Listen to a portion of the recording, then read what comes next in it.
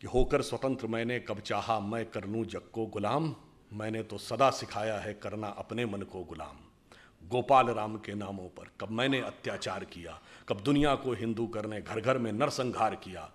कोई बतलाए काबुल में जाकर कितनी मस्जिद तोड़ी, भूभाग नहीं शत शत मानव के हृदय जीतने का निश्चय। हिंदू तन मन हिंदू जीवन, रग रग हिंदू मेरा परिचय। 1948 का 47 का युद्ध दुनिया का विचित्र युद्ध था। हमेशा युद्ध विराम की मांग वो सेना करती है जो हार रही हो। संयुक्त राष्ट्र में वो देश जाता है जो छोटा हो, कमजोर हो, हार रहा हो। यहां हम बड़े थे, ताकतवर थे, जीत रहे थे, बस 48 से 72 घंटे की बात थी, पीओके हमारा होना चाहिए, हम संयुक्त राष्ट्र संघ में चले गए। ऐसे विचित्रता के उदाहरण हमने प्रस्तुत किए और भारत की छवि बनी कि एक सॉफ्ट स्टेट है, कोई भी आके हमें दबा सकता है, कोई भी आएगा और हमारे साथ किसी भी प्रकार की शरारत करके चला जाएगा और हम सिर्फ शांति के कबूतर उड़ाते रहेंगे। परंतु वो भूल गए कि हम जिस परंपरा के में विश्वास करते हैं, भारतीय परंपरा ये कहती है कि हम नाग पंचमी भी मनाते हैं, सांपों को दूध भी पिलाते हैं, तो नाग यज्ञ करने का सामर्थ्य भी रखते हैं जिसमें सारे नाग आकर आहुति देंगे। गूगल का चीफ हमारा है, माइक्रोसॉफ्ट का चीफ हमारा है, पेप्सी की चीफ इंदिरा नूई इंडियन है, इससे पहले मास्टर कार्ड का चीफ इंडियन रह चुका है, सिटी बैंक का चीफ इंडियन रह चुका है। इतनी बड़ी बड़ी ग्लोबल कंपनीज के चीफ हमारे हैं। मैंने कहा आपके यहाँ भी बहुत सारे चीफ हैं, लश्कर तैयबा का चीफ है, जैश ए मोहम्मद का चीफ है, अलकायदा का चीफ होता है। मैंने कहा इतना बड़ा अंतर है कि हम 75 साल में कहाँ पहुँचे हैं कि अमेरिकन मल्टीनेशनल्स भारत में आती हैं टैलेंट हंट के लिए और अमेरिकन फौजें पाकिस्तान में जाती हैं टेररिस्ट हंट के लिए। कभी ओसामा बिन लादेन मारा जाता है एबटाबाद में, तो कभी पाकिस्तान के बॉर्डर पर अमन अल जवाहिरी मारा जाता है। कि साहब अब ये बताइए, धरती गोल है, ये क्या कहा जाता है कि साहब पहले यूरोप वालों ने हमको बताया कि धरती गोल है, जबकि मैं किसी के भावना आहत नहीं करना चाहता, पर लिखा तो वहां किताब में आज तक है कि धरती चपटी है और धरती स्थिर है। खैर कोई बात नहीं। हमारे यहां ज्योग्राफी को हिंदी में क्या कहते हैं? तो नाम से ही गोल है, मतलब कहीं कोई संदेह ही नहीं है कि गोल था। दूसरा, आपने वाराह अवतार देखा होगा, तो वाराह के दांत में फंसी हुई धरती गोल है कि चौकोर है? तो सदैव से गोल है। उसके बावजूद हमें समझाया जाता है कि गोल धरती है, ये उन्होंने हमको बताया। कलकत्ता के पुलिस कमिश्नर को मार दिया गया था और वाइसराय हार्डिंग के ऊपर बम फेंक दिया गया था। कभी आप कल्पना करें जरा उस सरकार की कि वाइसराय पे बम, असेंबली में बम, पुलिस कमिश्नर की हत्या, खजाना लूट गया, शस्त्रागार लूट गया, सरकार तो हिल गई होगी। उनका बेचारों का कोई योगदान ही नहीं था, सारा योगदान एकमेव था। तो मेरे विचार से सारा योगदान उनका था। जिन लोगों के जो काला पानी सह रहे थे उनका योगदान नहीं था, जिन्हें कोल्हू में बैल की तरह जोत दिया गया उनका योगदान नहीं था, जो जेल में रह रहे थे पर जलवे से रह रहे थे, जो किताब भी लिख रहे थे, सेक्रेटरी भी उनके साथ था और एक नहीं 3-3 4-4 किताबें लिखी, जिनके वाइसराय के साथ अत्यंत मधुर पारिवारिक संबंध थे, वो संघर्ष कर रहे थे। ऐसा अद्भुत इतिहास जो हमारे यहाँ बताया गया है, हमें इस अमृत काल में यह भी समझने की जरूरत है कि किस किस प्रकार का विष हमें दूर करना है। और उसके बाद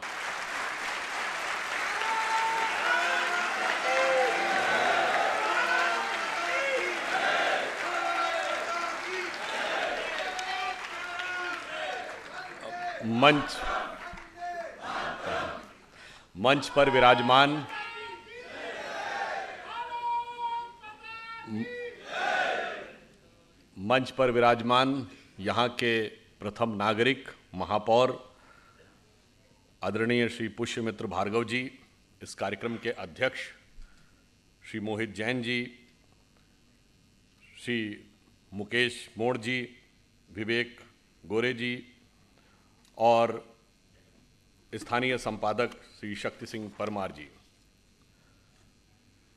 आज हम सब जिस विषय पर मंथन करने के लिए एकत्र हुए हैं, अब एक संयोगी देखिए कि मात्र 2 दिन पूर्व प्रधानमंत्री श्री नरेंद्र मोदी जी ने, जब स्वतंत्रता के 75 वर्ष पूर्ण होने के बाद जिस अमृत काल का प्रारंभ किया है, तो मैं कह सकता हूं यह अमृत काल के उषा की पहली किरण का समय है। और शायद मेरा तो ये पहला ही वक्तव्य है उसके बाद, और स्थान पुण्य श्लोका देवी अहिल्याबाई होलकर जी का वह स्थान जिन्होंने भारत के विष तत्व को हटाकर अमृत तत्व को स्थापित करने के जो कार्य किए, चाहे काशी विश्वनाथ हो, अयोध्या हो, केदारनाथ हो, रामेश्वरम हो, यहाँ तक कि आप में से बहुत से लोगों को पता होगा कि उन्होंने पेशावर में पंच तीर्थ मंदिर का भी जीर्णोद्धार कराया था। वह स्थान जहाँ से थोड़ी ही दूरी पर भारत के संविधान के शब्द शिल्पी डॉक्टर बाबा साहब अंबेडकर का जन्म स्थान हो, और क्षेत्र महाकाल का हो, और मंच स्वदेश का हो, तो कोई संदेह नहीं रहना चाहिए कि देश के कालचक्र की गति में एक नए सूर्य का सूर्योदय होने का काल आ गया है। इसलिए जब प्रधानमंत्री जी ने इस विषय की बात कही है, तो हम सबको सोचना चाहिए कि इस विषय में कोई सार्थकता है या विषय सिर्फ एक वक्तव्य है। अगर हम स्वतंत्रता के उपरांत के 75 वर्षों को देखें और इन्हें 25-25 वर्ष के 3 कालखंडों में विभाजित करें, तो देश के अंदर जो क्रमिक परिवर्तन हुआ है, विचार की दृष्टि से, विकास की दृष्टि से, सामाजिक और राजनीतिक परिवर्तन की दृष्टि से, तो परिवर्तन बहुत स्पष्ट नजर आएगा। पहले 25 साल 1947 से 72 राजनीतिक दृष्टि से एक ही पार्टी की सरकार रहती थी, चुनाव होते थे, कभी सरकार नहीं बदलती थी। वैचारिक दृष्टि से भारत की स्वतंत्रता के बाद का कोई भी वसवा का तत्व बहुत दबा हुआ था। ब्रिटिश कॉलोनियल लीगेसी के ज़्यादातर व्यवस्थाएं यथावत चली आ रही थीं। सिविल सर्विसेज में भी अंग्रेजी अपरिहार्य थी। इवन जिस ज़माने में हम लोगों ने इंजीनियरिंग दिया है, उस ज़माने में भी फिजिक्स, केमिस्ट्री, मैथ्स का पेपर तब चेक होता था जब आप अंग्रेजी क्वालिफाई कर जाते थे, अदरवाइज नहीं चेक होता था। 72 से 97 दूसरा वर्ष आता है, दूसरा कालखंड। अब परिवर्तन शुरू होता है, डेमोक्रेसी मैच्योर होती है।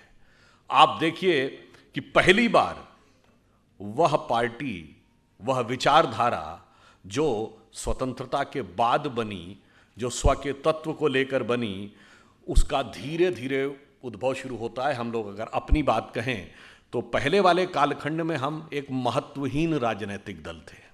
दूसरे कालखंड में हम पहली बार केंद्र की सत्ता में साझीदार बनते हैं। 1977 में अनेक राज्यों में मुख्यमंत्री बनते हैं, और उसके बाद हम अनेक राज्यों में सत्ता में आते जाते रहते हैं, महत्वपूर्ण दल बनते हैं। और अगला 25 वर्ष समाप्त होते होते, यानी 97 समाप्त होते होते, उस समय नहीं हुआ था, 13 दिन के प्रधानमंत्री बने थे, 98 आते आते केंद्र की सत्ता पर हमारा पदार्पण हो जाता है हमारे नेतृत्व में।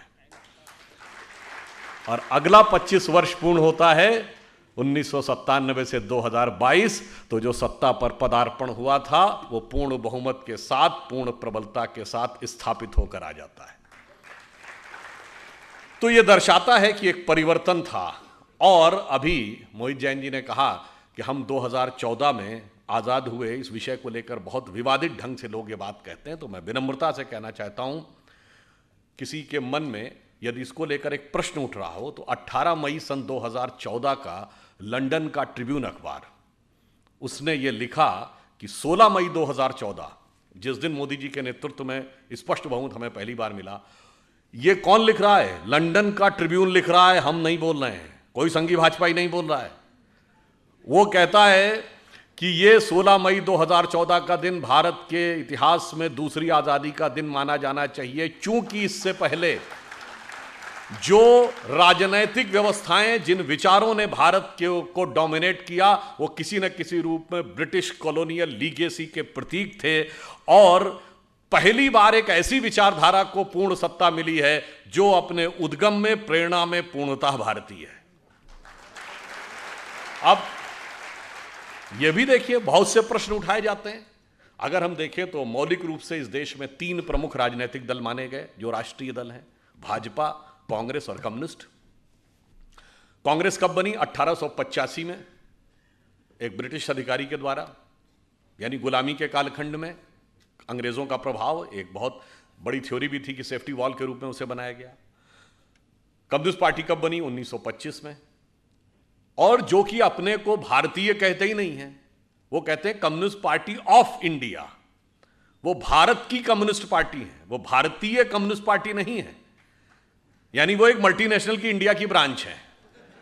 तो वो अपने को प्रेरणा में विदेशी, हम एकमात्र दल हैं जो स्वतंत्रता के बाद उत्पन्न हुए, विचार, प्रेरणा, वाणी, वेश, तत्व, दर्शन, सब कुछ हमने इस स्वदेश से लिया और बढ़ते बढ़ते आज हम उस मुकाम तक पहुंचे कि भारत के सबसे बड़े और प्रमुख राजनीतिक दल बने।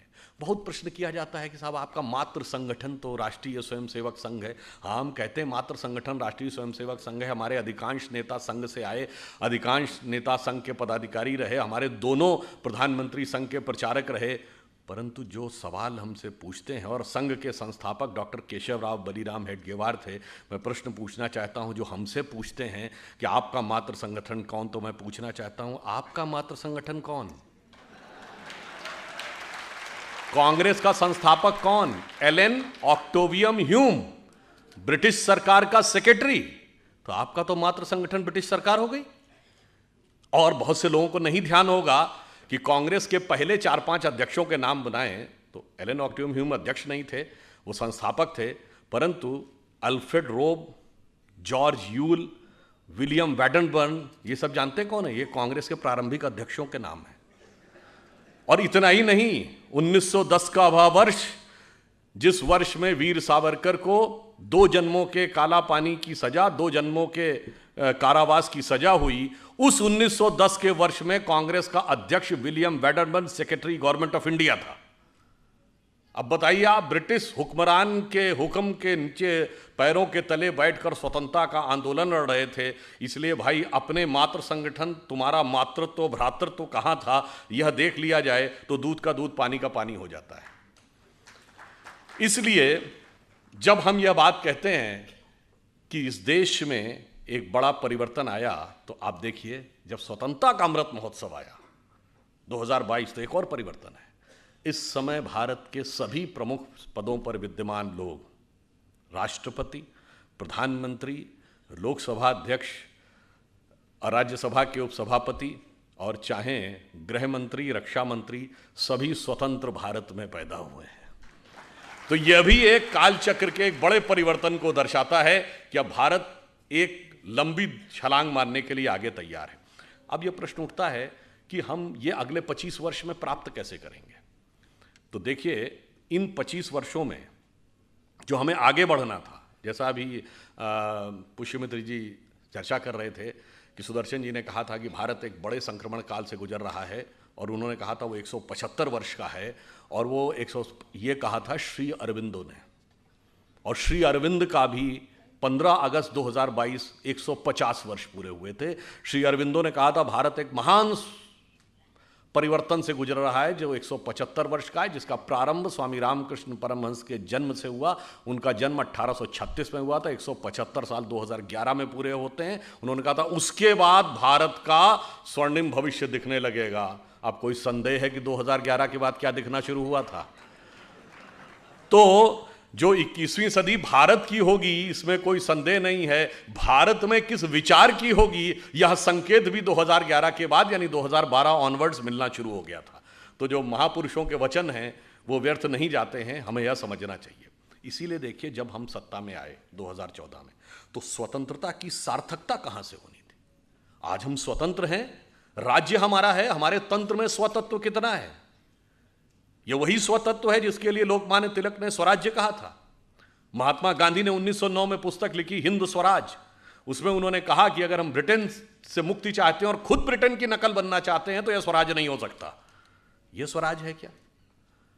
तो उन्होंने यह कहा, स्वराज की पहली शर्त किया, जब तक स्वतंत्रता की सार्थकता का आभास हर गरीब व्यक्ति के हाथ में न पहुंचे, तो कहते हैं ना, उगा सूर्य कैसा कहो मुक्ति का ये उजाला करोड़ों घरों में न पहुंचा।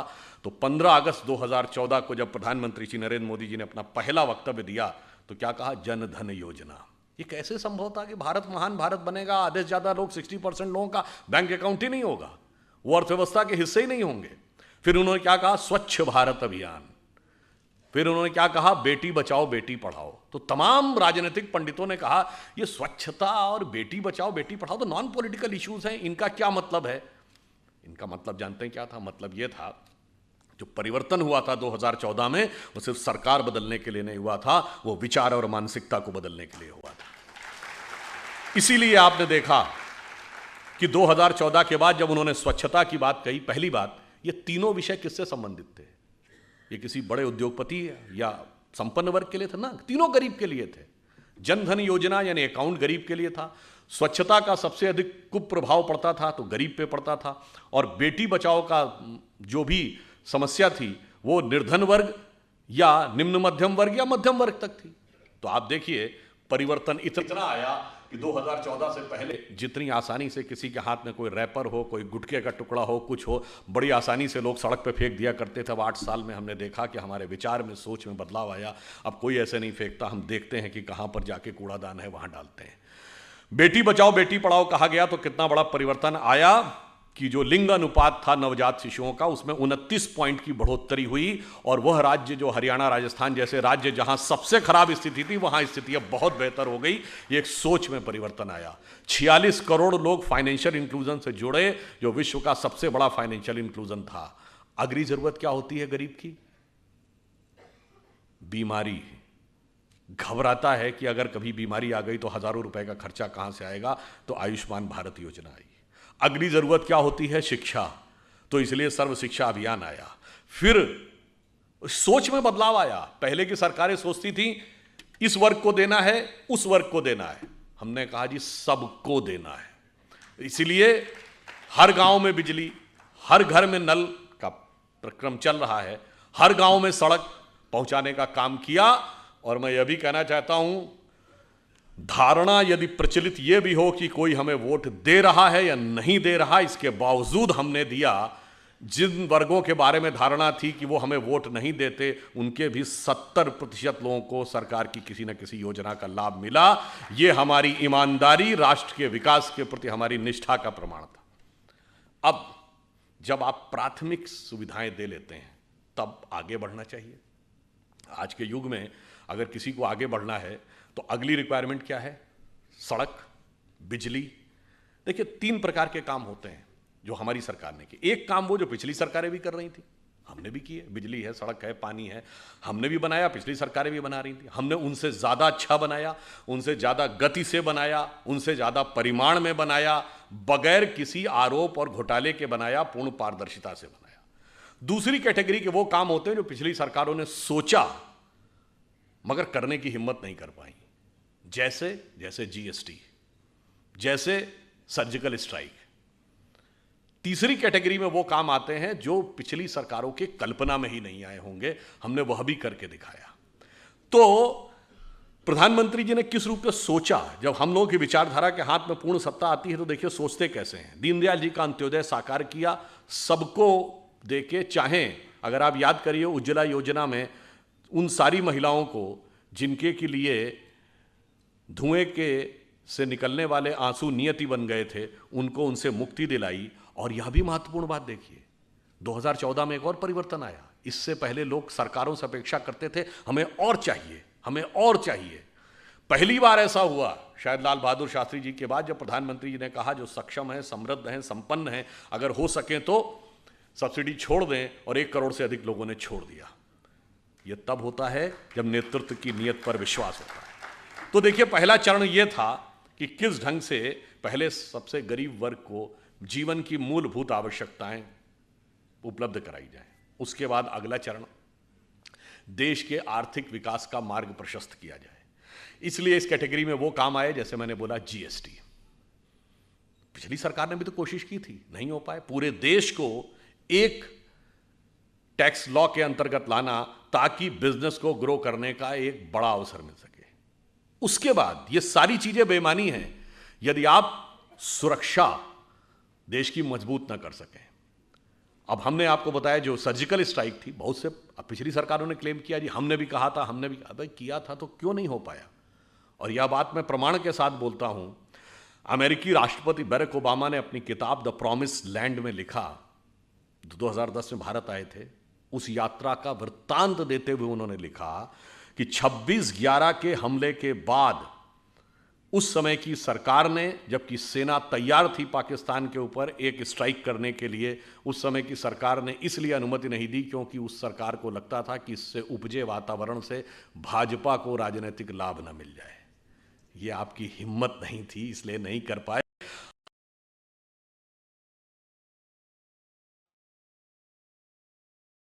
ये मानते हैं कि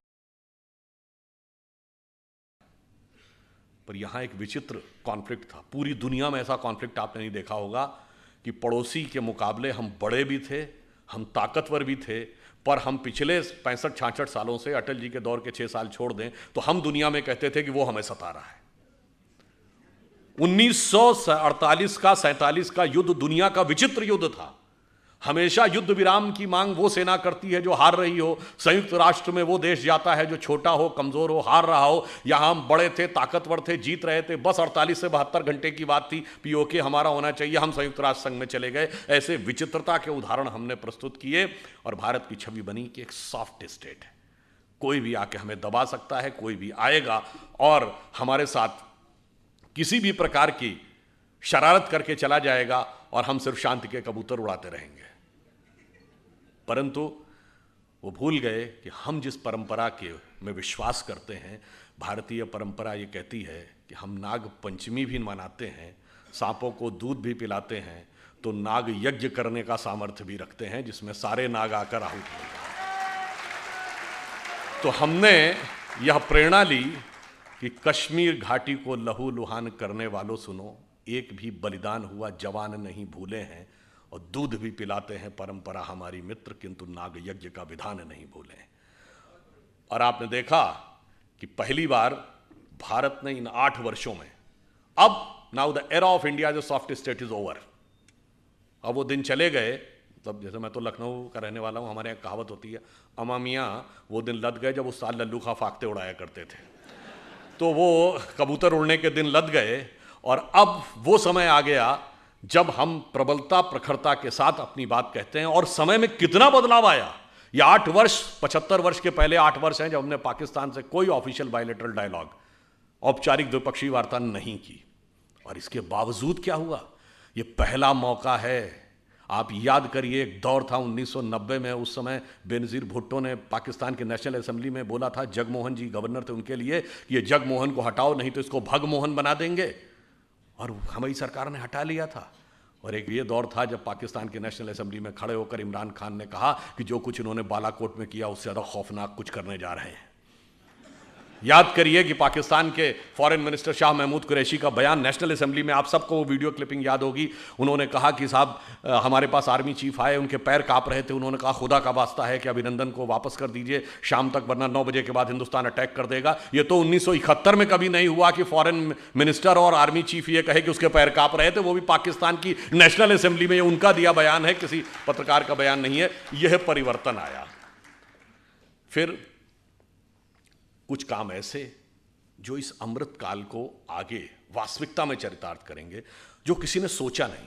जैसे अगर भारत को इलेक्ट्रिसिटी चाहिए, विकसित देश बनना है, तो पावर रिक्वायरमेंट है इंफ्रास्ट्रक्चर के बाद। अब पावर में हमारा 44% पावर कोल से आता है। अब कोयले से अगर हम इतनी भारी मात्रा में एनर्जी लेंगे तो एक तो उससे पर्यावरण का बहुत प्रभाव पड़ेगा आने वाले समय में, और हम कितनी ऊर्जा ले पाएंगे। तो इस पर सोचना चाहिए कि भगवान ने भारत को क्या दे रखा है। देखिए, भारत के 2 छोरों को देखिए, पूर्वी छोर और पश्चिमी छोर। पश्चिमी क्षेत्र का जो इलाका है, जिसमें गुजरात है, राजस्थान है, वैसे आजकल तो वहाँ पानी बहुत गिर रहा है, मगर सामान्यतः वहाँ पानी की कमी रहती है, मगर सूर्यदेव बहुत प्रचंड रूप में वहाँ पर अपना प्रबलता दिखाते हैं। और जो पूर्वी हिस्सा है, जिसमें बिहार है, उड़ीसा है, बंगाल है, असम है, वहाँ नदियों के पाट बहुत चौड़े हैं, बहुत पानी गिरता है, बाढ़ की समस्या रहती है। अब देखिए, उन्होंने सोचा कि इसको हम कैसे भारत की सामर्थ्य के लिए प्रयोग कर सकते हैं। तो जो पूर्वी हिस्सा था, वहाँ पे क्यों ना ड्रेजिंग करके उसमें गहराई करके इनलैंड वाटरवेज कम्युनिकेशन की शुरुआत की जाए। और जब जल मार्ग से परिवहन होता है तो सड़क और रेल मार्ग के मुकाबले 1/10 कॉस्ट आती है और 1/10 पोल्यूशन होता है। और आपने देखा कि 2019 में हल्दिया से लेके और वाराणसी तक पहली बार इनलैंड वाटरवेज के द्वारा ट्रांसपोर्टेशन शुरू हुआ। और जिधर पानी कम गिरता है तो क्यों नहीं सोलर एनर्जी का प्रयोग करना चाहिए। सोलर एनर्जी की बात हो सकता है दूसरों ने किसी ने सोची हो, हम सोलर एनर्जी में इतनी लंबी छलांग लगाए वो इंपॉर्टेंट नहीं है। हमारा टारगेट ये है कि हम 300 गीगावाट 2030 तक कंप्लीट कर लेंगे, 2047 तक हम पूरी तरीके से क्लीन एनर्जी से पावर ले लेंगे। ये इंपॉर्टेंट नहीं है। इंपॉर्टेंट ये है कि एक इंटरनेशनल सोलर अलायंस बना और उसका केंद्र भारत में दिल्ली के पास गुरुग्राम में बना, यानी सोलर पावर के वर्ल्ड लीडर के रूप में हम स्थापित होंगे। ये किसी ने कल्पना नहीं की होगी। दूसरा उदाहरण देखिए कल्पना न करने का। योग भारत के लिए तो सभी लोग योग जानते थे, परंतु संयुक्त राष्ट्र संघ में योग का प्रस्ताव आया और 173 देशों ने उसका समर्थन किया। ये नहीं, वो द्वितीय प्रस्तावक बने। They have not become the supporter, they have become the second sponsorer. और ये यूएन की हिस्ट्री में एकमात्र प्रस्ताव है जिसका 173 देश सेकंड प्रपोजर बने। और आज आपने देखा पूरी दुनिया में योग दिवस मनाया जाता है। ये पिछली सरकार की कल्पना से परे था। दूसरा उदाहरण, क्यों स्वास्थ्य आता, अगर हम सब योग को अपनाएंगे तो 90% मामलों में हमें, आप कहेंगे इसका इकोनॉमी से क्या कनेक्शन है, मैं बताता हूं। जो फार्मास्यूटिकल इंडस्ट्री है इसमें कितनी बड़ी इकोनॉमी है और कितना बड़ा हमारे मनोविज्ञान और मनोभय, मन के भय का दोहन किया जाता है। और एफडीए ने, जो यूएस का फेडरल ड्रग एडमिनिस्ट्रेशन है, इतनी रिसर्च कर रखी है कि हम 50 साल में उसके बराबर नहीं हो सकते। परंतु यदि हम योग का सही ढंग से पालन करें तो हमें 80 से 90% मामलों में जरूरत ही नहीं।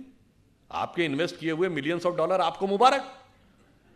ये इकोनॉमी पे असर है। अब दूसरी बात देखिए, हमने मेडिसिनल प्लांट्स के लिए इस पिछली बार के बजट में एक पूरा प्रस्ताव किया गया। गंगा नदी के दोनों तरफ के क्षेत्रों में 800 करोड़ रुपए का व्यवस्था की गई है। और छत्तीसगढ़ हो, उड़ीसा हो, झारखंड, जहां पर कि ऑर्गेनिक, यानी जिसे कहते हैं एकदम वर्जिन लैंड अवेलेबल है, वहां पे उनको उगाया जाए। ये कल्पना किसी ने की होगी, परंतु WHO में एक सेंटर फॉर ट्रेडिशनल मेडिसिन बनेगा और उसका केंद्र भारत में बनेगा, यानी उसके हम लीडर बनेंगे। यह कल्पना किसी ने नहीं की होगी, क्योंकि सबसे ज्यादा एथेंटिक डॉक्यूमेंटेड ट्रेडिशनल मेडिसिन का जो रिकॉर्ड है वो हमारे पास है। तो अब इन दो मामलों में हम लीडर बनते हैं। हम फिर देखिए, अभी पिछले दिनों में हाइड्रोजन एनर्जी के प्रोजेक्ट के लिए 1000 करोड़ की व्यवस्था की गई, ताकि भविष्य में क्लीन एनर्जी की दिशा में हम और आगे बढ़ सकें। अब आप आगे आइए, एक और बड़ा परिवर्तन आया। भाई, देश की सुरक्षा जब तक मजबूत नहीं होगी तब तक तो सारा विकास बेकार है। पर आपने कभी सोचा कि हमारा देश वो देश था जहां के वैज्ञानिकों ने चंद्रयान बना लिया, पर वो मिसाइल नहीं बना सकते थे। ये बताइए, हम फाइटर प्लेन नहीं बना सकते थे। इंटरकॉन्टिनेंटल बैलिस्टिक मिसाइल तक बनाने की हमारी सामर्थ्य आ गई थी, मगर हम असॉल्ट राइफल नहीं बना सकते थे। यह बात तर्कसंगत लगती है। हम बना नहीं सकते थे, गलत है, हम बनाना नहीं चाहते थे। पूर्ववर्ती सरकारों ने कभी इसमें आत्मनिर्भर नहीं होने दिया, क्योंकि शायद ये रहा होगा कि बहुत सारे आर्म्स एंड एमुनिशन की खरीद चलती रहेगी और उसके साथ जो कुछ चलता है वो भी चलता रहेगा। तो पहली बार हमने अब आत्मनिर्भर डिफेंस प्रोडक्शन में शुरू किया, और जो भी 1 लाख करोड़ की इंडस्ट्री है, अभी वर्तमान परिस्थिति में माना जाता है कि अगले 20 वर्षों में 5 लाख करोड़ की डिफेंस एंड एरोस्पेस इंडस्ट्री होगी। आज भारत में स्थिति यह है कि असॉल्ट राइफल्स भारत में बनने लगी हैं, प्राइवेट सेक्टर में भी। और शायद आप में से कुछ लोगों को तो पता ही होगा कि असॉल्ट राइफल का प्राइवेट सेक्टर का सबसे बड़ा कारखाना ग्वालियर में है, आप ही के राज्य में। और अब ब्रह्मोस मिसाइल हम बना रहे हैं। पहली बार भारत एक्सपोर्ट करने की स्थिति में आया है। फिलीपींस पहला देश बना है जिसने intermediate range ballistic missile BrahMos को भारत से एक्सपोर्ट करने के लिए ऑर्डर लिया है। यह हमारे लिए कितने गर्व की बात है कि अब हम उसको एक्सपोर्ट करने की स्थिति में आ गए। और डिफेंस कॉरिडोर 2 राज्यों में बना है, तमिलनाडु और उत्तर प्रदेश। अब ये समझिए कि इस ब्रह्मोस मिसाइल के हिस्से इन दोनों जगहों पे बनेंगे। और मुझे तो कभी कभी लगता है, हम तो यूपी के रहने वाले हैं, एक दौर था यूपी में कट्टे बना करते थे, अब ब्रह्मोस मिसाइल बन के एक्सपोर्ट होगी। उसके बाद भी किसी को नज़र आए कि वक्त और हालात बदले नहीं हैं, तो मेरे विचार से नज़ारे का नहीं, नज़र का दोष है। अब आप देखिए, इसके बाद आप याद करिए 2019 के लोकसभा चुनाव के दौरान एक बार फिर मैसेज आया था कि प्रधानमंत्री जी राष्ट्र के नाम संदेश देने वाले हैं। लोग सोच रहे थे पता नहीं अब कौन सा नोट बंद होने वाला है। पर आप में से बहुतों को ध्यान है कि वो संदेश क्या दिया था। उन्होंने ये बताया था कि लो ऑर्बिट में मूव करने वाले किसी भी ऑब्जेक्ट को पूरी सटीकता के साथ डिस्ट्रॉय करने की कैपेसिटी भारत ने प्राप्त कर ली है अंतरिक्ष में, और यह कैपेसिटी प्राप्त करने वाला भारत सिर्फ चौथा देश है।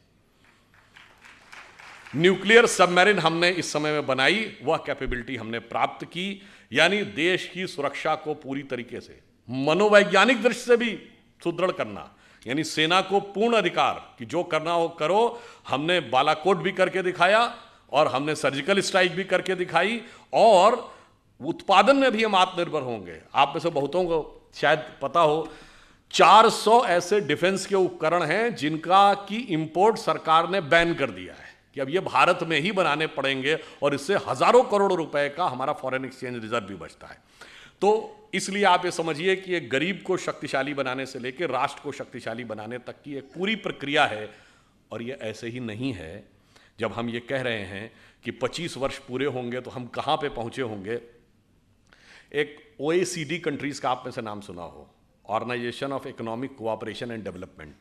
इसमें शायद अब पहले 40 थे, 50 के आसपास कंट्री हैं। उसकी रिपोर्ट ये कहती है कि 2048 तक परचेज पावर कैपेसिटी, जो पेइंग पावर कैपेसिटी होती अपने डोमेस्टिक मार्केट में, उसके हिसाब से भारत अमेरिका से बड़ी अर्थव्यवस्था हो जाएगा। पेइंग पावर के पैरिटी ये होती है कि जैसे अब ये बोतल है, ये आपको 10 रुपए की मिलती है। अब वो डॉलर के हिसाब से तो कितने की हुई, 12 सेंट की हुई ना। अमेरिका में 12 सेंट की नहीं मिलती है, वहाँ $1 की मिलती है। तो यहाँ ये बोतल 80 रुपए की नहीं मिलती है।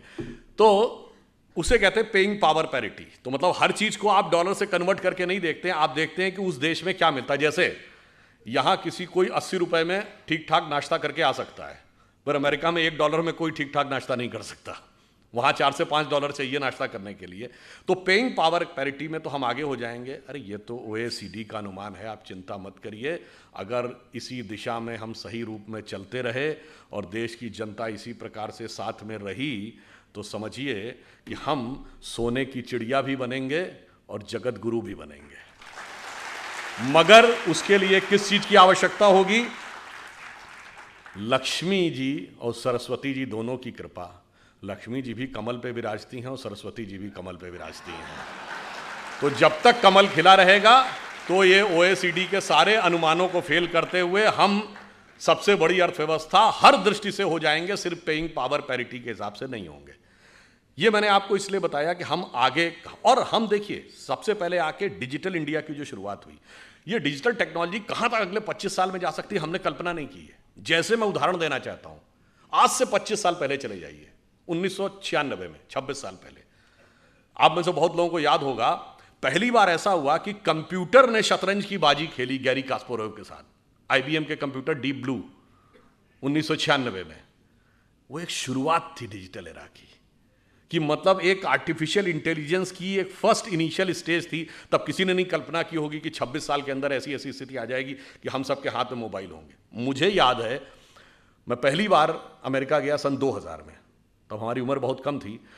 तो उस समय ये जो नेविगेशन सिस्टम है ना, जो अब गूगल मैप हर फोन पे है, नेविगेशन सिस्टम जिन गाड़ियों में लगा होता, पता उसकी कॉस्ट क्या थी? $4,500, और डॉलर 50-55 रुपए का था, यानी 2.5 लाख रुपए का वो नेविगेशन सिस्टम होता था। और जिन गाड़ियों में लगा होता था बहुत बड़े बड़े लोग ही लगवा पाते थे। तब हम लोग बड़ा आश्चर्य लगता था, तो बताता हुआ चलता है, लेफ्ट जाइए, बाएं जाइए, दाएं जाइए। अब फ्री में सभी के हाथ में है।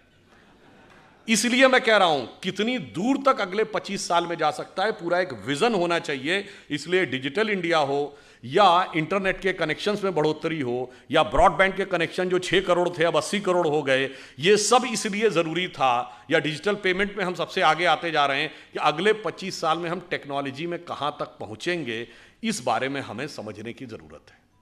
जैसा कि अभी जैन साहब कह रहे थे, तो ये भी याद दिलाते हैं कि 2014 से पहले स्टार्टअप सिर्फ 500 के आसपास थे, अब 70,000 के आसपास है। 100 से अधिक यूनिकॉर्न है। हम अमेरिका के बाद सबसे ज़्यादा यूनिकॉर्न बनाने वाली कंपनियों में से, देशों में से एक हो गए हैं। यानी इतनी फास्ट गति से हमारी ग्रोथ हो रही है।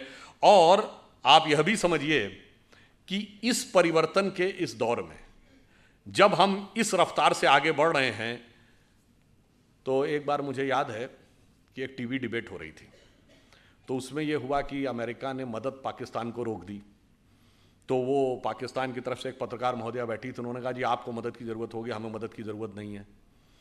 तो हमने कहा जी हम अमेरिका से क्या लेते हैं ये इंपॉर्टेंट नहीं है, हम अमेरिका को क्या देते हैं। तो जैसा कि अभी वो बता रहे थे, गूगल का चीफ हमारा है, माइक्रोसॉफ्ट का चीफ हमारा है, पेप्सी की चीफ इंदिरा नूई इंडियन है, इससे पहले मास्टर कार्ड का चीफ इंडियन रह चुका है, सिटी बैंक का चीफ इंडियन रह चुका है, इतनी बड़ी बड़ी ग्लोबल कंपनीज के चीफ हमारे हैं। मैंने कहा आपके यहाँ भी बहुत सारे चीफ हैं, लश्कर तैयबा का चीफ है, जैश मोहम्मद का चीफ है, अलकायदा का चीफ होता है। मैंने कहा इतना बड़ा अंतर है कि हम 75 साल में कहाँ पहुँचे हैं कि अमेरिकन मल्टीनेशनल्स भारत में आती हैं टैलेंट हंट के लिए, और अमेरिकन फौजें पाकिस्तान में जाती हैं टेररिस्ट हंट के लिए। कभी ओसामा बिन लादेन मारा जाता है एबटाबाद में, तो कभी पाकिस्तान के बॉर्डर पर अमन अल जवाहिरी मारा जाता है। और इतना ही नहीं, हम अमेरिका को सिर्फ इतना ही नहीं देते हैं। जैसा कि अभी मोहित जी कह रहे थे कि भाई मैं तो बिजनेस का व्यक्ति हूं, तो समाज, राजनीति, आध्यात्म, इस विषय पर तो मैं नहीं बोलूंगा। मैं तो बताता हूं कि बिजनेस और आध्यात्म का भी हमारे यहाँ कैसा कनेक्शन है। हम सब व्हाट्सएप यूज करते हैं, फेसबुक यूज करते हैं, तो उसका ओनर कौन है? Mark Zuckerberg. जो लोग आईफोन यूज करते होंगे पता होगा कि एप्पल का फाउंडर कौन था? Steve jobs.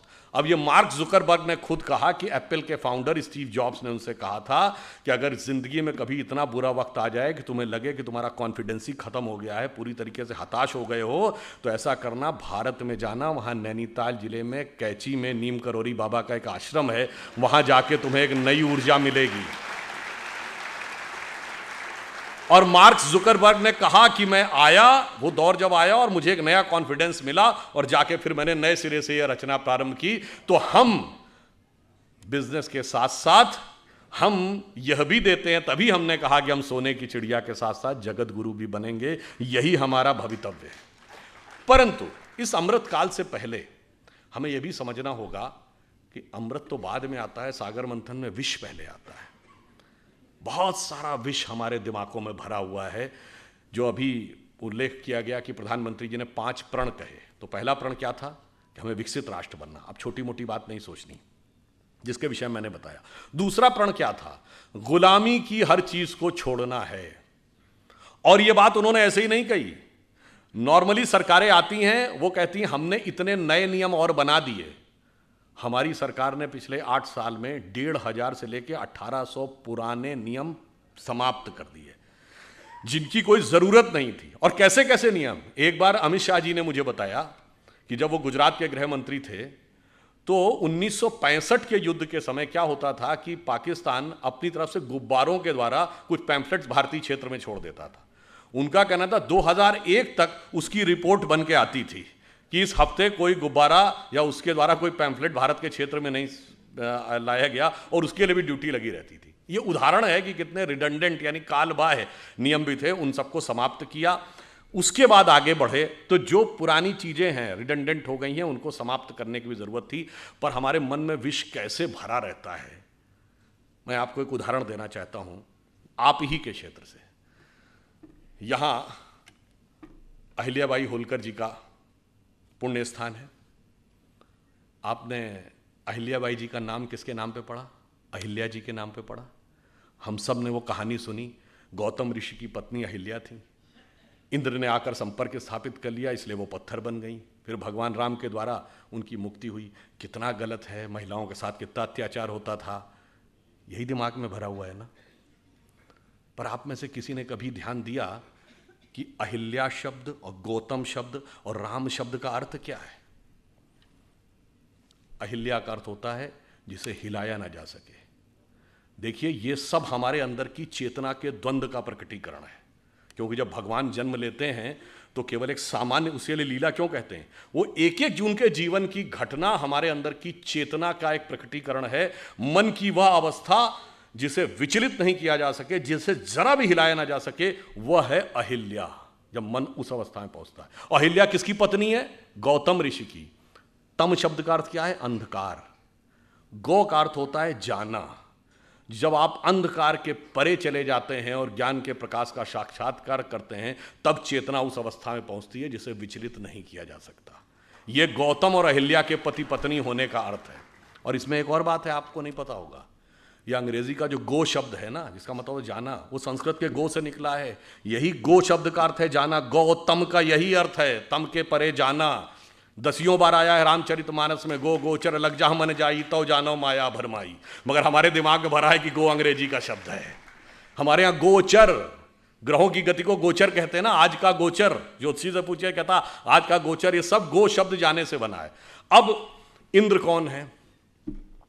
इंद्र शब्द का अर्थ जानते क्या है? बहुत बार हम लोगों ने सुना, खूब हमारे यहाँ कहानियों में है कि जैसे ही कोई एक ऋषि तपस्या करने लगा तो इंद्र ने जो है अपना अप्सराएं भेजकर उसकी तपस्या भंग करने का प्रयास किया, क्योंकि इंद्र का आसन डोलने लगा। इसका क्या अर्थ है? इंद्र शब्द का अर्थ जानते क्या है? आपने ईंधन वर्ड सुना है? फ्यूल के लिए यूज होता है, सोर्स ऑफ एनर्जी। ये ईंधन शब्द इंद्रन शब्द का अपभ्रंश है। इंद्रिय शब्द इंद्र से निकला है। हमारी सारी सांसारिक इंद्रियों की जो सोर्स एनर्जी है, दैट इज इंद्र।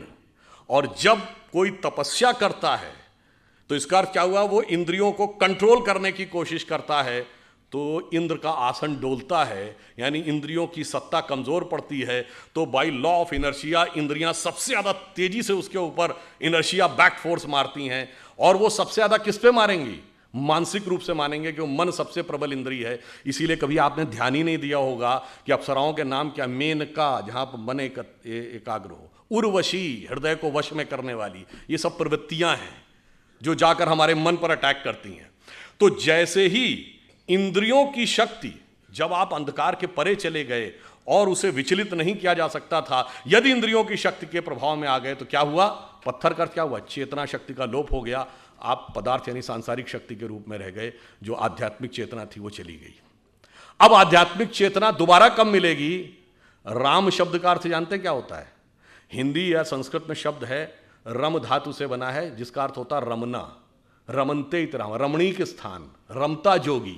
यानी किसी भी चीज जिस चीज में सेटल्ड होती है उसको रमना कहते हैं। इसीलिए राम शब्द का तात्विक अर्थ है रमनते इतरामा, अर्थात वह तत्व जिसमें सारा संसार सेटल्ड है। फिर यानी वही divine element which beholds the entire universe, फिर जब उसके साथ दोबारा संपर्क होगा, that conscious energy will revive और वर्ल्ड एनर्जी विल डिसअपियर। मगर हमारे दिमाग को क्यों, अब ये क्यों, किन्होंने पढ़ाया गया जानते क्यों? 1854 में कार्ल मार्क्स ने एक आर्टिकल लिखा था शिकागो हेराल्ड ट्रिब्यून में कि हिंदू जाति चाहे जितनी भी समृद्ध हो, पर वो नंदी, बैल, बंदर, हनुमान और हाथी गणेश को पूजने वाले इसी लायक थे कि उनके ऊपर हुकूमत की जाए, क्योंकि वो मूर्ख थे। मान्यवर, हम मूर्ख नहीं थे, इतना समझने लायक बुद्धि आपके पास नहीं थी, क्योंकि आपने ना कभी भारत में आए, ना आपने भारतीय संस्कृति पढ़ी, ना आपने संस्कृत पढ़ा, और आपने कुछ नहीं पढ़ा, और उसके बावजूद बैठे बैठे व्याख्या दे दी। और मैं पुनः यह बात चुनौती से कहता हूं, किसी मार्क्सवादी ने वैदिक संस्कृत पढ़ी ही नहीं। जैसे कोई आईआईटी या इंजीनियरिंग कॉलेज में जाकर बीटेक करे नहीं और इंजीनियरिंग पे भाषण देने लगे, उसी प्रकार कोई मार्क्सवादी बताए उसने किस वैदिक गुरुकुल में जाकर वैदिक संस्कृत पढ़ी है और फिर वेदों पे कमेंट्री की है, अंग्रेजी में पढ़ के वेदों पे कमेंट्री की है। ऐसे महान महान लोग हैं। और वो मैं उदाहरण बताना चाहता हूं, जब राम जन्मभूमि का मुकदमा चल रहा था, ये सुप्रीम कोर्ट की नहीं, जब Lucknow bench of Allahabad high court में चल रहा था, तो दोनों पक्षों से कहा गया कि आप अपने अपने इतिहासकार ला सकते हैं। तो हमारी तरफ से जो इतिहासकार थे उसमें देवेंद्र स्वरूप जी थे, एसपी गुप्ता थे, ग्रोवर साहब थे, डॉक्टर हर्ष नारायण थे।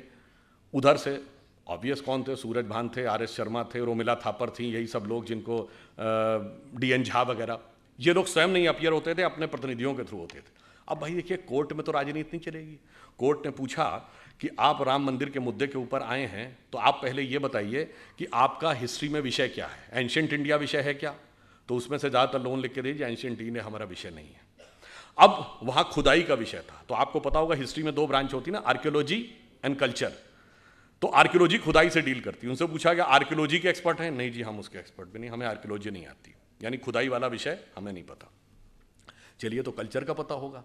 अब कल्चर तो किसी लैंग्वेज में लिखा रहता है, सारे डॉक्यूमेंट्स 2 ही भाषाओं में थे, संस्कृत और फारसी। और मजे की बात है, सबने ये लिख के दिया है कि फारसी नहीं, उन्हें संस्कृत भी नहीं आती है। यानी ना खुदाई जानते थे, ना लिखाई जानते थे, और दावा ये सारी खुदाई जानते थे। वो आके हमको समझाते थे। जबकि हमारी तरफ से लोग ऐसे थे जो संस्कृत भी जानते थे, फारसी भी जानते थे। डॉक्टर हर्ष नारायण श्रीवास्तव को मैं व्यक्तिगत रूप से जानता हूं, जितने बड़े संस्कृत के विद्वान थे उतने बड़े फारसी के विद्वान थे। इसलिए जब बाबरी मस्जिद वाले कोई डॉक्यूमेंट देते थे फारसी का और उसका ट्रांसलेशन करके देते थे, तो डॉक्टर हर्ष नारायण को दिया जाता था टू वेट दैट ट्रांसलेशन, कि भाई जो ये ट्रांसलेशन है ये यही है या इसमें कोई एक आध नुक्ते का हेर फेर है। इससे आप समझिए कि किस प्रकार की चीजें हमारे दिमागों में भरी गई और हमारा दिमाग किस तरीके से उन सारी चीज़ों से इफेक्ट हो गया, और किन लोगों ने भरी जिनको उसका कुछ भी ABCD नहीं आती थी। वैसे ऑन द लाइटर नोट में कहूँ, जब ये देवी अहिल्या जी वाला उल्लेख आता है तो तुलसीदास जी का जो पूरा साहित्य है ना, वो पूरा एक गंभीर राम भक्त साहित्य माना जाता है। पर एक ही आध जगह तुलसीदास जी ने हास्य रस का भी उल्लेख किया है। कवितावली में वो लिखते हैं कि जब भगवान राम चित्रकूट पहुँचते हैं तो वहाँ के जब साधु सन्यासियों को पता चलता है कि भगवान राम आए हैं, तो वो बेचारे वर्षों बरस से व्रत कर रहे थे, तपस्या कर रहे थे, तो उनको लगा कि इनके पैर के स्पर्श होने से कोई पत्थर की शिला स्त्री बन जाती है। तो सब एक एक शिला लेके आ गए कि शायद ये एक सुंदर स्त्री बन जाए तो मेरा भी जीवन जो कष्ट का है कोई मुझे भी अच्छे ढंग से हमारा सहयोग करने के लिए मिल जाए। तो उसको उन्होंने लिखा है कि विंध्य के वासी उदासी तपोव्रत धारी महाबिनु नारी दुखारे, और गौतम तीय तरी तुलसी सो कथा सुनिबे मुनिवृंद पखारे, होए हैं शिला सब चंद्रमुखी परसे पद मंजुल कंज तिहारे, और कीन भली रघुनायक जीव करना करी कानन को पगधारे। तो मतलब उन्होंने हास्य का भी प्रयोग किया। ये तो एक चीज हुई। अब दूसरी बात आई है, जिस जमाने में देवी अहिल्याबाई होलकर यहां पे रूल कर रही थी, 18th सेंचुरी, आपको पता है उस समय यूरोप में क्या था? 1542 से वहां पर विचक्राफ्ट एक्ट था। विचक्राफ्ट एक्ट का मतलब होता किसी भी महिला को चुड़ैल घोषित करके जला दिया जाता था। और वो समय जब भारत में चाहे रानी अहिल्याबाई हो, रानी दुर्गावती हो, कित्तूर की रानी चेन्नम्मा हो, वो मध्यकाल का दौर, चाहे छोटे मोटे राज्यों की रानी अबक्का हो या रानी लक्ष्मीबाई हो, वो यहां शासन कर रही थी। और वो लोग, और कौन, कोई भी चर्च घोषित कर देता था कि ये चुड़ैल है और उसको जला दिया जाता था। ये बाई पार्लियामेंट ये एक्ट था, ये ब्रिटिश पार्लियामेंट का एक्ट है। और आपको पता है वो एक्ट कब तक रहा है? 1951, 1951 में वो एक्ट रिपील किया गया है। और वो लोग हमको ज्ञान देते थे कि महिला समानता आपके यहां नहीं है, महिला समानता तुम्हारे यहां थी। आपको पता है अंग्रेजी का ये शब्द विच हंट आप सबने सुना होगा। ये विच हंट शब्द उसी विचक्राफ्ट एक्ट से निकला है कि किसी भी औरत को विच घोषित करके फिर उसको पकड़ना और पकड़ के मौत के घाट उतार देना। हकीकत यह है कि विच हंट करने वालों ने हमारे खिलाफ विच हंट किया है कि हमें कहां कहां पे नीचा दिखाया जा सकता है। और इसलिए मैं ये कहना चाहता हूं, हमारे यहां स्थिति ये थी, ये तो हुई रूल करने की बात। वैदिक काल में 20-22 ऐसी विदुषी महिलाएं हैं, गार्गी, अपाला, लोपमुद्रा, मैत्रेयी, जिन्होंने बाकायदा वेदों पर व्याख्यान किया है, शास्त्रार्थ किया है। याज्ञवल्क्य का गार्गी के साथ शास्त्रार्थ, संध्या का ऋषि मेधातिथि के साथ शास्त्रार्थ। हम चुनौती के साथ कहते हैं दुनिया में कोई दूसरी धर्म संस्कृति बताइए जो धर्म ग्रंथ के ऊपर पहले तो डिस्कशन का पावर देती हो और डिस्कशन का पावर महिला को देती हो। फिर उन्होंने हमको समझाया कि साहब आप जो थे वो समानता नहीं देते थे। और उससे भी बड़ा, मैं पहले भी कई बार बता चुका हूं कि सबसे प्रख्यात शास्त्रार्थ कौन है? आचार्य शंकर और मंडन मिश्र का। और उसमें न्यायाधीश कौन थी? मंडन मिश्र की पत्नी उभय भारती। अब बताइए दुनिया में कहीं ऐसा है कि धर्म के ऊपर, धर्म ग्रंथ पे डिस्कशन का स्कोप हो और उस डिस्कशन के स्कोप पे पार्टिसिपेट करने का ही नहीं, ज्यूरी बनने का, चीफ ज्यूरी बनने का अधिकार किसी स्त्री को होता हो? ये सिर्फ हमारे यहां था।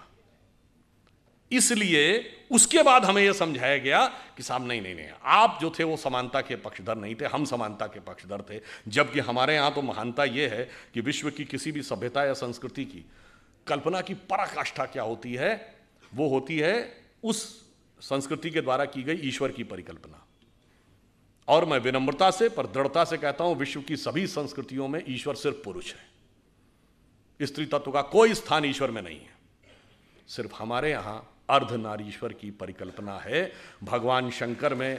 और वो किस प्रकार का स्वरूप है जिसको कालिदास ने अपने कुमार संभवम के प्रथम श्लोक में लिखा है, वागार्थमि संप्रक्त रघुवंश में, वागार्थमि संप्रक्तो वागार्थमि प्रतिपतये जगतः पितरो वंदे पार्वती परमेश्वरो। अर्थात भगवान शंकर में शंकर पार्वती के रूप में वह अर्धनारीश्वर स्वरूप उस प्रकार मिलकर संसार की रचना करता है जैसे वाक और अर्थ, जैसे कविता में शब्द और अर्थ।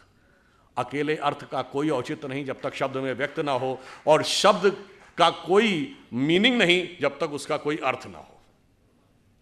तो आप ये समझिए कि इस प्रकार का जहां पर इवन अगर आप में से जो लोग हिंदी साहित्य पढ़े होंगे तो निराला की वो प्रसिद्ध कविता आपको याद होगी ना, तुम तुंग हिमालय श्रृंग और मैं चंचल गत सुर सरिता, तुम विमल हृदय उच्छ्वास और मैं कांत कामिनी कविता।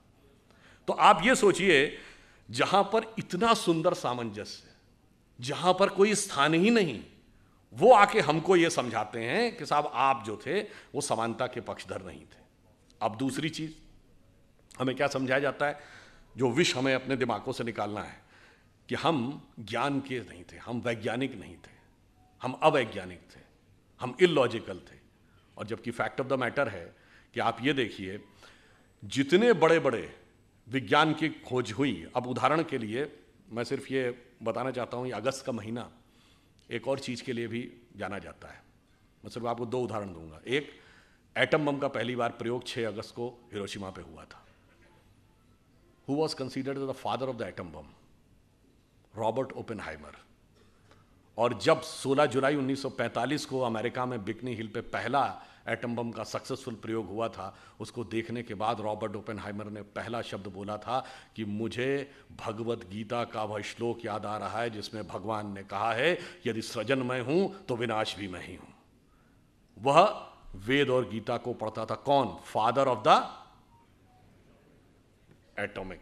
और आजकल फिल्म चली हुई ना रॉकेटरी, आप में से बहुतों ने देखी होगी। सबसे कठिन विषय विज्ञान का किसको माना जाता है? Rocket science.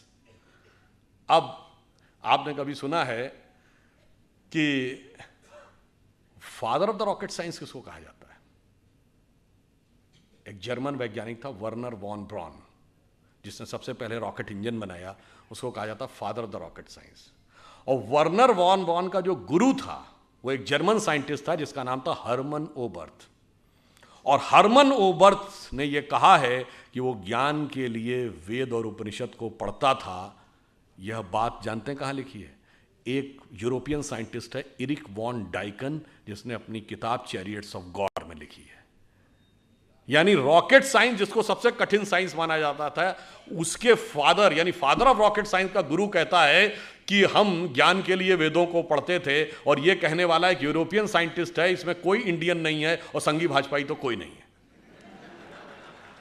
आप समझिए, ज्ञान का इतना बड़ा स्रोत जहां पर हो, और वहां पे हमको यह समझाया जाता है कि साहब अब ये बताइए, धरती गोल है। ये क्या कहा जाता है कि साहब पहले यूरोप वालों ने हमको बताया कि धरती गोल है, जबकि मैं किसी के भावना आहत नहीं करना चाहता, पर लिखा तो वहां किताब में आज तक है कि धरती चपटी है और धरती स्थिर है। खैर कोई बात नहीं, हमारे यहां ज्योग्राफी को हिंदी में क्या कहते हैं? तो नाम से ही गोल है, मतलब कहीं कोई संदेह ही नहीं है कि गोल था। दूसरा, आपने वाराह अवतार देखा होगा, तो वाराह के दांत में फंसी हुई धरती गोल है कि चौकोर है? तो सदैव से गोल है। उसके बावजूद हमें समझाया जाता है कि गोल धरती है, ये उन्होंने हमको बताया। इसलिए मैं आपसे कहना चाहता हूं कि इतना ज्यादा हमारे दिमागों में विष भरा है, हमें कभी यह बात समझ में नहीं आती है कि विष किस किस करीने से भरा गया है। अब वो सिर्फ ऐसा नहीं है कि पाठ्य पुस्तकों से भरा गया है, अरे वो हमें लेखों से, कहानियों से, फिल्मों से, सबसे हमारे दिमाग में भरा गया है।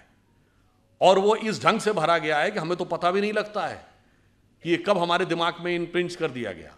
जैसा कि मैं पहले भी कई बार बोल चुका हूं, 1970 के बाद की एक फिल्म बताइए जिसमें भगवा वस्त्रधारी पॉजिटिव रोल में हो। बाकी तो छोड़िए, कंठी माला पहने हुए, धोती कुर्ता पहने हुए, तिलक लगाए हुए व्यक्ति पॉजिटिव रोल में हो। चुनौती से पूछता हूं, typical attire of a villain. और छोड़िए, पूर्ण भारतीय वेशभूषा की महिला, यानी जो सिंदूर भी लगाए हो, बिंदी भी लगाए हो, मंगलसूत्र पहने हो, साड़ी पहने हो, वो एक दुष्ट सास या भाभी होगी। देख लीजिएगा, सब टीवी सीरियल से लेके और फिल्मों तक। और जो अंग्रेजी बोलने वाली कोई भी, या जिसके पूरे उसमें आचरण में और वेशभूषा में कोई भारतीय चित्र नहीं दिख रहा होगा, वो सबसे बेहतर होगी। कभी आपने सोचा? इतना ही नहीं, बताइए, ज्यादातर फिल्मों में प्रोफेसर बेवकूफ ही होगा, सनकी होगा, वो वीरू सहस्त्रबुद्धे ही होगा। बताइए साइंटिस्टों को, सिर्फ आप ये मंगलयान और रॉकेटरी जैसी फिल्में छोड़ दीजिए जो साइंटिस्टों पे बेस्ड थी, हमेशा साइंटिस्ट सनकी दिखाया जाएगा। हमेशा फौजी जो डिसिप्लिन होगा, उस डिसिप्लिन फौजी का मजाकी दिखाया जाएगा। 80% फिल्मों में सरदारों का मजाक उड़ाया जाएगा। कभी आपने एक कलेक्टिव सोचा है कि कितने करीने से हमारे दिमागों में, और धर्माचार्य तो धूर्त होगा ही होगा, इसमें तो कहीं कोई किंतु परंतु ही नहीं है। आप ये सोचिए कि किस ढंग से हमारे दिमागों में चीज भरी जाती है, और वो सिर्फ इतनी ही नहीं होती है, वो लैंग्वेज तक हमारे दिमाग में ऐसी भरी जाती है कि हम वो भूल जाते हैं पिछले 3 पीढ़ियों से सुनते सुनते इबादत, मोहब्बत, इश्क, ये सब शब्द जो हमारे परदादाओं ने कभी नहीं सुने थे, वो सब हमारे दिमाग में ऐसे बस गए कि अगर हम शुद्ध हिंदी के कोई शब्द प्रयोग करने लगे तो लोग उसके ऊपर कहने लगते हैं, अरे भाई ये आप क्या करने लगे, सरल हिंदी बोलिए। सरल हिंदी का मतलब क्या? जिसमें अंग्रेजी और फारसी के शब्द मिले हुए हों, वो सरल हिंदी है। और सरल हिंदी और शुद्ध हिंदी से अंतर क्या पड़ता, मैं उदाहरण देना चाहता हूं। मैं परसों, अभी आपने बताया ना, आज तक ने सर्वे किया था, तो उसमें भारत और काल और अमृत शब्द 3 बार आया था, वो सबसे ज़्यादा 3 शब्द जो आए थे। उसी समय बाई चांस वो दिखाने लगे कि कोलकाता में स्वतंत्रता दिवस मनाया जा रहा था, तो पहले हेलीकॉप्टर से फूल बरसाए गए, तो क्या कह रहे थे, पुष्प वृष्टि करो। अब अगर आपने संस्कृत में हिंदी पढ़ी तो समझने में कोई समस्या नहीं आएगी, पुष्प वृष्टि। फिर वो कह रहा है अपूर्व दृष्टि, या अपूर्व दृष्टि दिखाई पड़ रही है। तो जब आप संस्कृत निष्ठ हिंदी पढ़ते हैं तो भारतीय भाषाओं के साथ ज्यादा जुड़ते चले जाते हैं, ना कि डिस्कनेक्ट होते चले जाते हैं। मैं दिल्ली में एक बार प्रेस कॉन्फ्रेंस के दौरान मैंने एक शब्द वितंडावाद प्रयोग किया, और आपको आश्चर्य होगा कि जितने अंग्रेजी के पत्रकार थे दिल्ली के, उन्होंने कहा what is the meaning of this word वितंडावाद। और ये मेरे लिए आश्चर्य का विषय था कि तमिलनाडु और आंध्र प्रदेश के पत्रकारों ने कहा कि तेलुगु और तमिल दोनों में वितंडवाद शब्द है, और उसी अर्थ में जिस अर्थ में हिंदी में प्रयोग होता है। अब बताइए, शुद्ध हिंदी बोलने से आप भारतीय भाषाओं के नजदीक जाते हैं कि दूर जाते हैं? आप मुंबई जाते हैं तो क्या लिखा रहता है, छत्रपति शिवाजी अंतर्राष्ट्रीय विमानतल, और हिंदी में हवाई अड्डा। हवाई अड्डा बेहतर हिंदी, विमानतल। आप शुद्ध हिंदी पढ़ेंगे तो विमानतल में कोई समस्या नहीं आएगी। हम कहते हैं अस्पताल, वहां लिखा रहता है रुग्णालय। रुग्ण का मतलब रोगी होता है।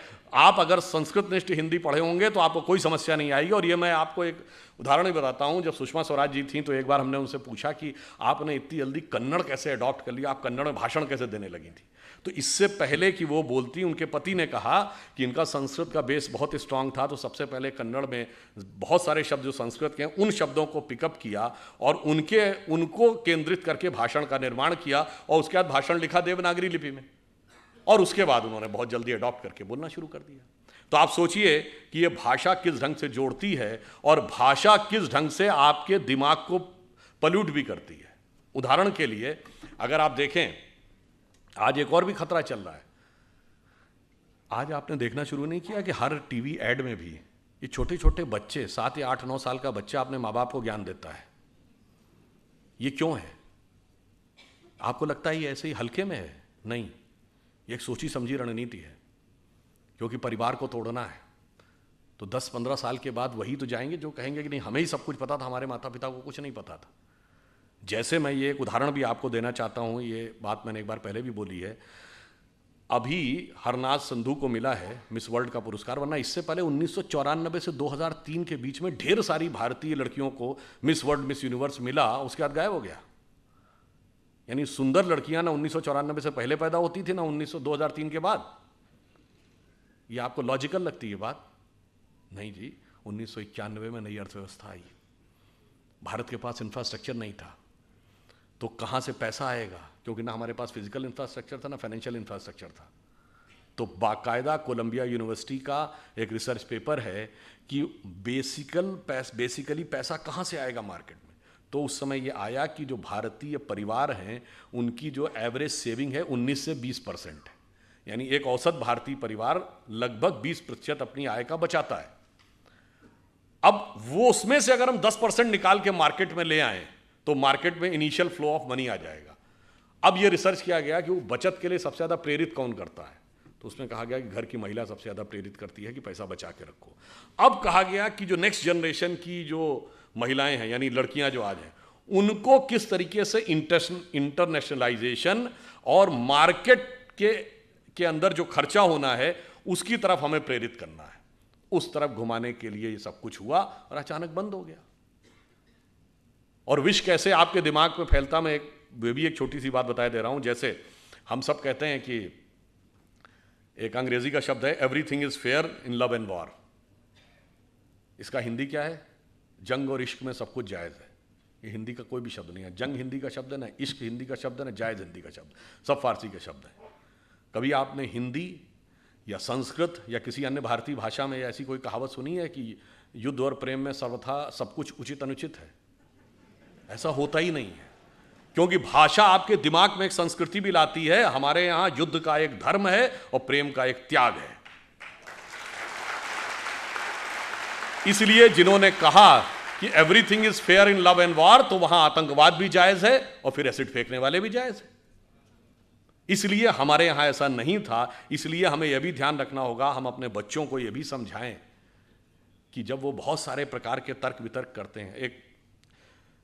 एक छोटी सी बात और आपको बताता हूं, तो उसको समाप्त करते हैं। देखिए, हम सभी कोई भी कार्य शुरू करते हैं तो पहला श्लोक क्या बोलते हैं? वक्रतुंडी महाकाय सूर्यकोटि समप्रभा। ये वक्रतुंडी ही क्यों है?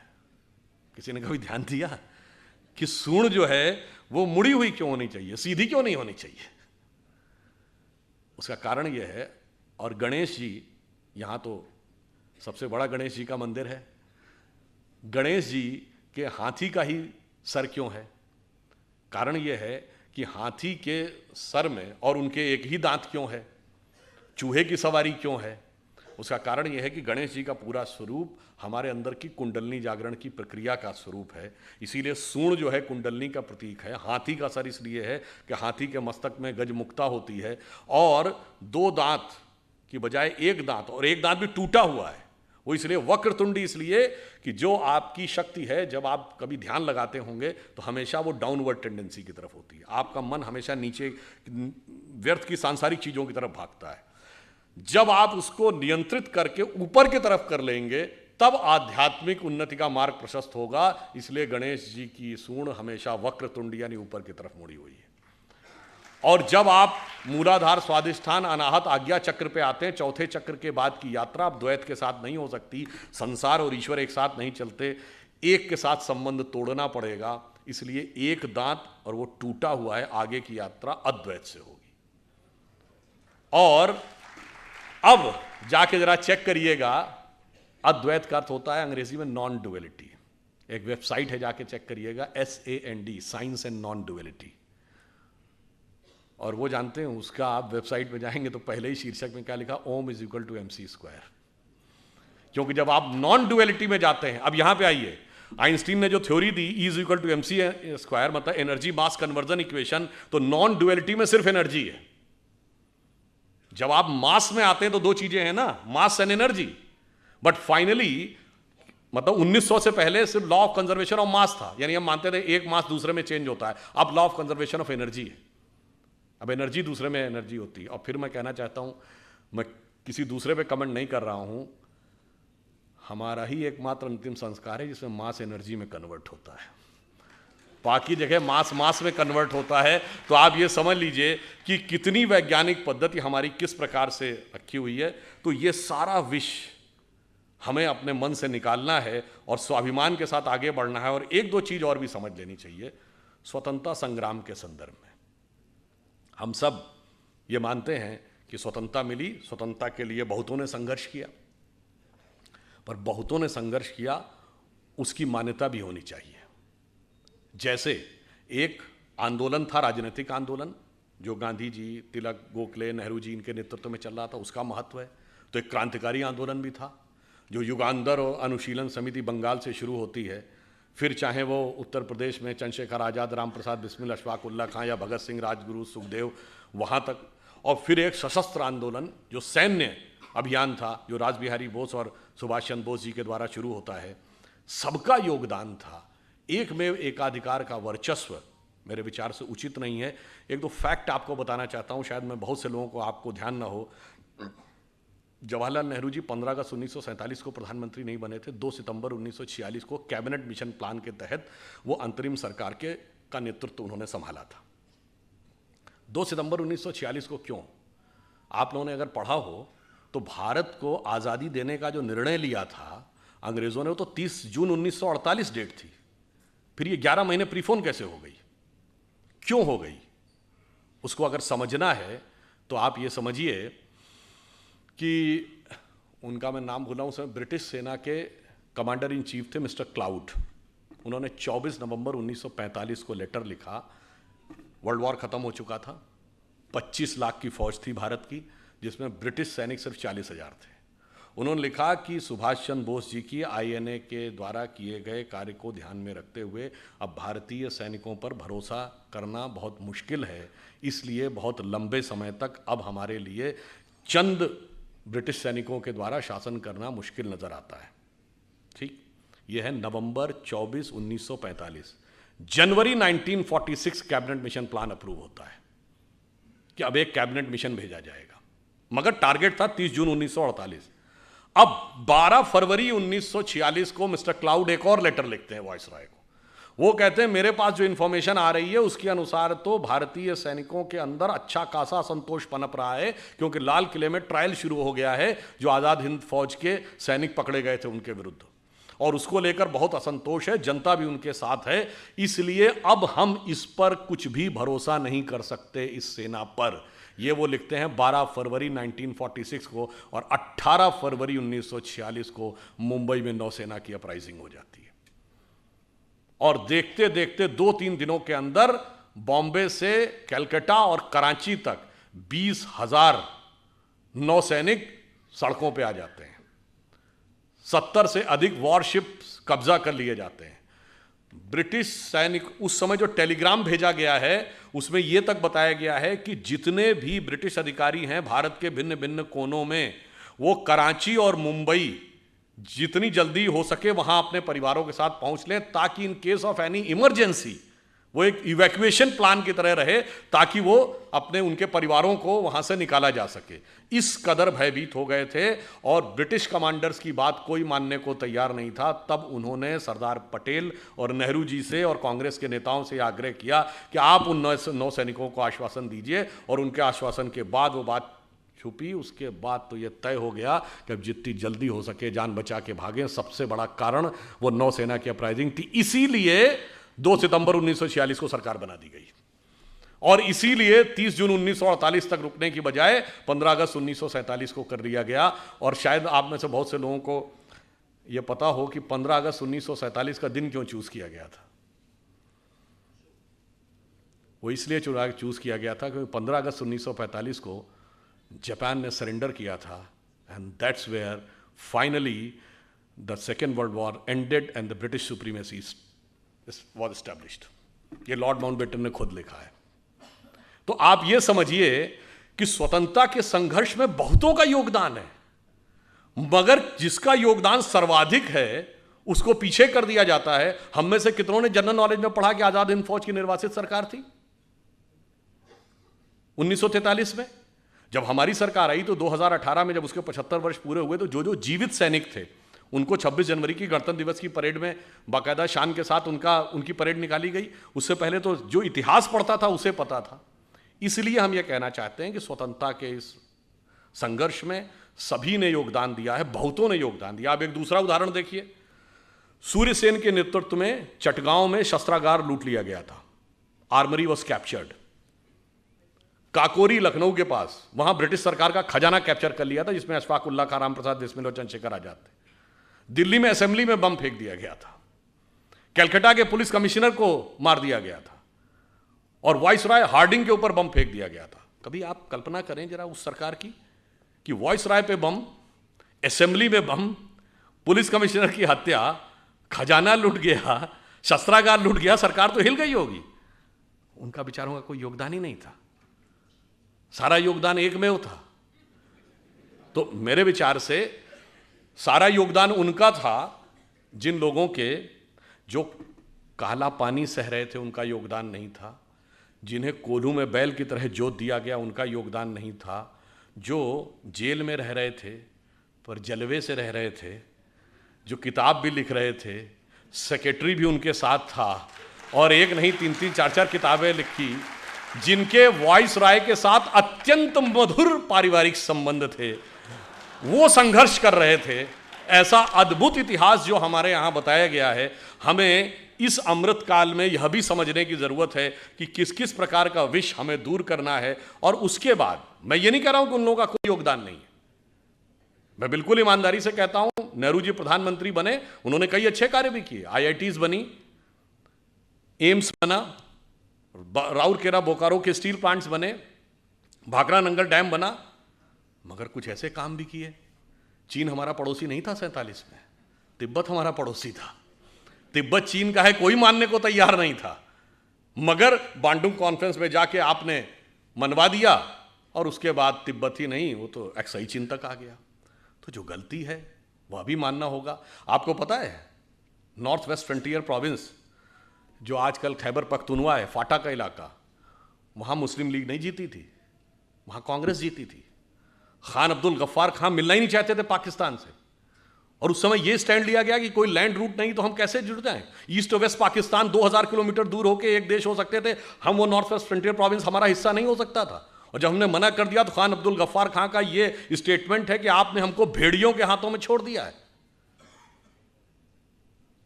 पता है आपको, बलूचिस्तान ये पाकिस्तान का हिस्सा नहीं था, खान ऑफ कलात कभी नहीं मिलना चाहते थे।